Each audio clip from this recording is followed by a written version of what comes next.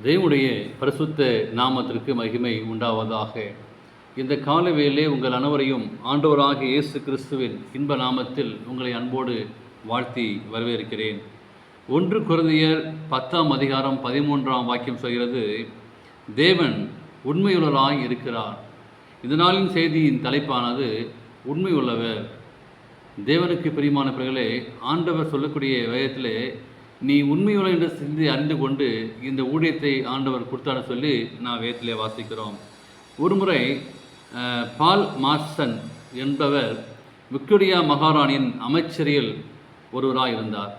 அவர் ஒரு தடவை ஒரு பாலத்தின் குறுக்கே நடந்து கொண்டிருந்தார்.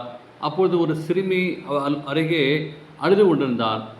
அழுது கொண்டிருந்த சிறுமியை பார்த்து அந்த பால்சன், ஏன் அழுது கொண்டிருக்கிறாய் என்று விசாரித்த போது அந்த சிறுமி சொன்னால், நான் பால் வாங்கி வரும் இந்த பீங்கான் பாத்திரத்தை காட்டினால் அது கீழே விழுந்து உடைந்து விட்டது, பாலும் சிந்தி விட்டது என்று சொல்லி அந்த சிறுமி சொன்னால், அந்த அமைச்சருக்கு அந்த நேரத்தில் கொடுப்பதற்கு அவருடைய கையில் பணம் இல்லை. அந்த அமைச்சர் சொன்னார், நாளைக்கு இந்த நேரத்திற்கு நீ இங்கே வருவாயானால் நான் உனக்கு பணம் தருகிறேன், நீ பால் பாத்திரம் வாங்கிக்கொள் என்று சொல்லி சொன்ன உடனே அவளும் மகிழ்ச்சியாக சென்றாள். வீட்டுக்கு திரும்பினாள். மறுநாள் மீண்டுமாக அமைச்சரவை கூட்டம் நடந்து கொண்டிருந்தது. அப்போது பால் மார்சன் அவருக்கு சிறுமி குறித்து நினைவுக்கு வந்தது.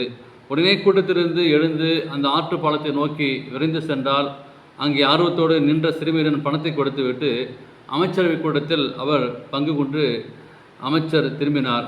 வாக்கை நிறைவேற்றிய அமைச்சரை பார்த்து அந்த சிறுமி புகழ்ந்து கொண்டே சென்றாள். தேவனுக்கு பிரியமான பிள்ளைகளே, இன்றைக்கு நீங்கள் நாளும் எப்படி இருக்கிறோம்? நாம் சொல்கிற சொல்லை காப்பாற்றுகிறவர் தேவனாக இருக்கிறார். ஆனால்தான் தேவன் உண்மையுள்ளவர் என்று சொல்லி வேதம் கூறுகிறது. உண்மையுள்ளவர் என்றால் நம்பத்தகுந்தவர் என்று அர்த்தம். நம்பத்தகுந்தவராகிய இயேசு கிறிஸ்து நாம் சொன்ன வார்த்தையை நிறைவேற்றுவார் என்று நம்பலாம். பாவத்தை அறிக்கையிட்டால் மன்னிப்பார்.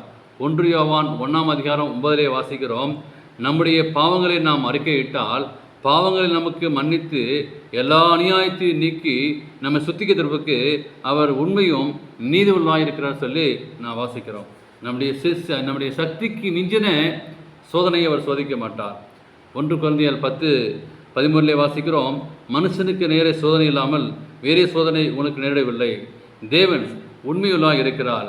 உங்கள் திராணிக்கு மேலாக நீங்கள் சோதிக்கப்படுவதற்கு அவர் இடம் கூடாமல் சோதனை தாங்கத்தக்கதாக சோதனையே கூட தப்பிக்கொள்ளும்படியாக போக்கையும் உண்டாக்குவார். எனவே எந்த சூழ்நிலையும் நம்ப தமுதலாகிய இயேசு கிறிஸ்துவை நம்பலாம். ஏனென்றால் அவர் உண்மையுள்ளவர்.